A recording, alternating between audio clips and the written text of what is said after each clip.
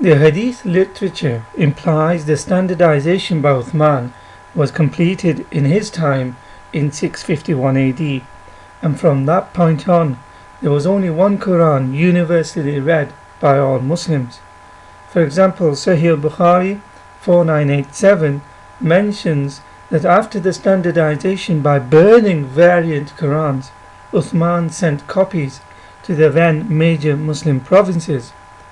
Although it does not name them in this hadith, the provinces are thought to be Kufa, Basra and Syria, and he kept one for himself. Although the prevalent view is that there were 4 copies, there are other traditions that say he sent 7 copies. This includes Mecca, Yemen and Bahrain. Although the previous hadith says the Quran was supposed to have already been standardized by Uthman in the 7th century, yet in the 10th century Muslims were still reading the Quran differently. These are not dialectical pronunciation or different vowelizations, rather they were added or missing words, letters and pronouns in the actual text. For example, in Kitab al-Masahif, which means the book of Qurans, Masahif is the plural of Mashaf, meaning scroll, referring to the Quran. It was authored by Abdullah ibn Sulaiman ibn Abi Dawood, who was the son of the famous author of Sunan Abu Dawood, one of the 6 canonical traditions within Sunni Islam. In his book he details hundreds of differences in the Qurans from his own time of the 10th century and before. Kitab al-Masahif is just one of many Islamic books that are referenced in Islam the Honest Truth and mentions these different Qurans. As an illustration, from page 40, he mentions Quran 57:24. The people of Medina read the verse with no pronoun huwa, which means he, whereas the people of Kufa and Basra read the verse with the pronoun. Quran 46:15 had an extra letter alif as read by the people of Kufa, ihsana, whereas the people of Medina and Basra read it as husna without the alif. Ihsana is an Arabic term which literally means beautification, perfection or excellence. Its applied meaning is taking one's inner faith and showing it in both deed and action. A sense of social responsibility born from religious convictions. On the other hand, husna is a feminine word which means beauty, good or best, as it is applied to the phrase Allah having the best of names, Asma'ul Husna.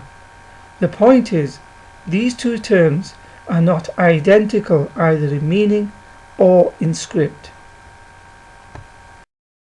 For Quran 36:35, the attached pronoun who, meaning his, was not read by the people of Kufa, whereas the people of Medina and Basra did.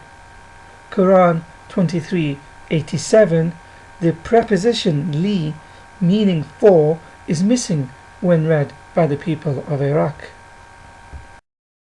The next 2 verses Ibn Dawood in his Kitab al-Masahif groups together. For Quran 42:30, he explains the people of Hijaz, Arabian Peninsula, read the verse without the extra connector fa, which indicates an immediate consequence. The people of Iraq read it with the connector. For Quran 43:71, the people of Iraq did not read the conjunction ma, which means whatever. Its purpose is to connect clauses. However, the people of Hijaz, Arabian Peninsula, read it with the conjunction. Note, so far what is evidenced is that these are not dialectical, diacritical or pronunciation differences with the original skeletal text of the Quran intact, as modern Muslims claim, by simply explaining the differences away as Qiraat or Ahruf. Rather, these differences are extra letters and words in the text, or missing depending on the viewpoint of the Quran. In all cases, it has the ability to change the meaning and the construction of the text. From page 51 in Kitab al-Masahif, Ibn Abu Dawood mentions Muhammad's close companions having very different Qurans. For example, the very first chapter of the Quran, in Umar's Quran, he read it without the relative pronoun alladina, which means those, as it is read in today's Quran.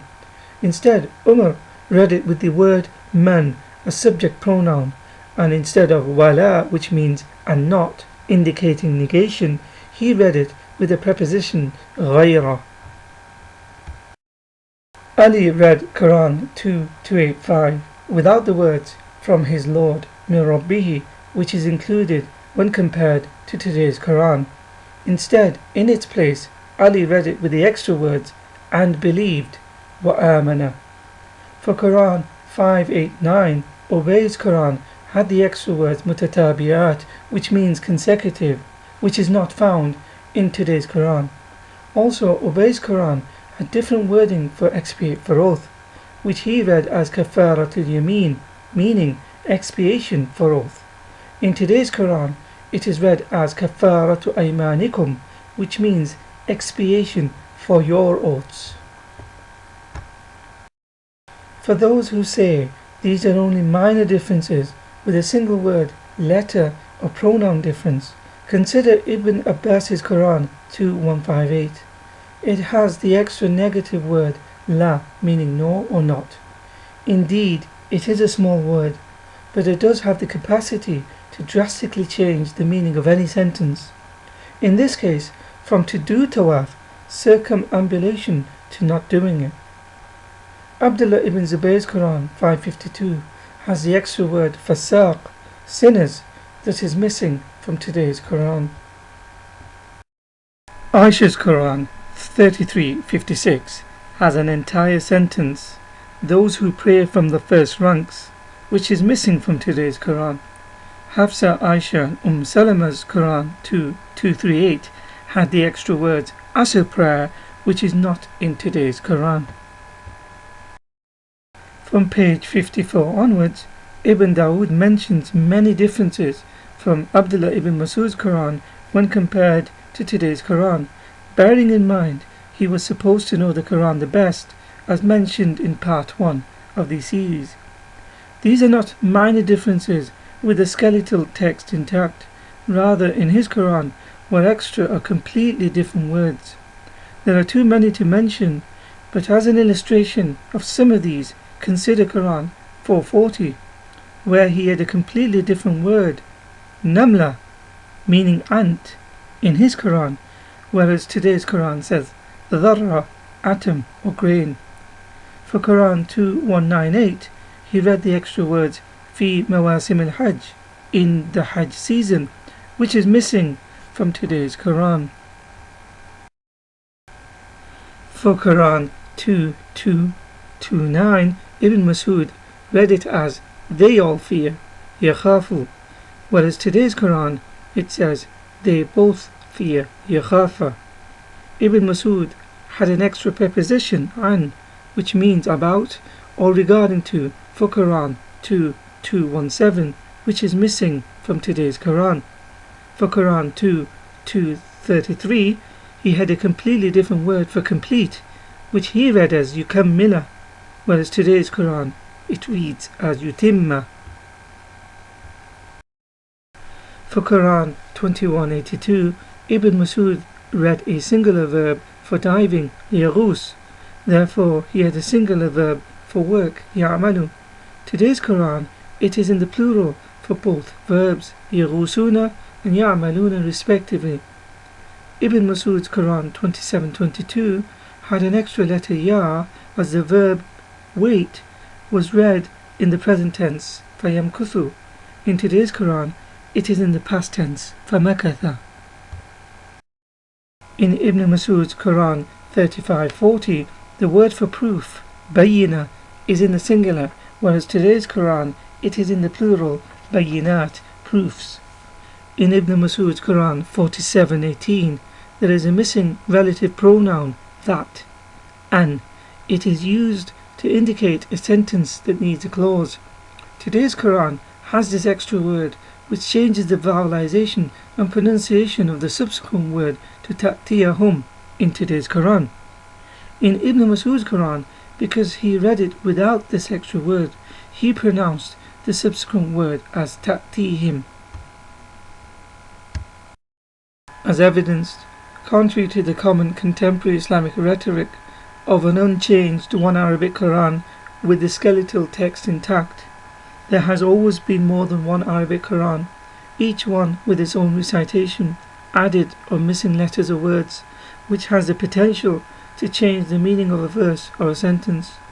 However, according to Quran verse 85:22, there is only supposed to be one perfectly preserved Quran that comes from the heavenly tablet, meaning there should only be one Quran in recitation and content. All these Qurans cannot all be recorded and preserved in the heavenly tablet, as some of these Qurans have extra words and letters. None of these differences should ever have arisen if it was indeed miraculously preserved from a heavenly tablet. The conclusion then, according to Islamic literature, the Quran was supposed to have been standardized during Uthman's time in 651 AD, when he burnt variants. He burnt all except one, yet Muslims say Allah gave the Quran in 7 readings. Nonetheless, Uthman cannot have been successful, because during the 10th century, Muslims from different provinces were reading the Quran differently. These were not dialectical vowelizations or pronunciation differences, rather extra letters, words and pronouns in the actual text. Muhammad's close companions read the Quran differently from one another. The Quran claims it is preserved in the heavenly tablets, but all these Qurans cannot be preserved, as some of them have added or missing letters and words. Modern Muslims make the claim that the Quran has been preserved to the dot, with no additions or deletions. This is clearly not the case, and early Muslims such as Ibn Dawood and others never made this claim.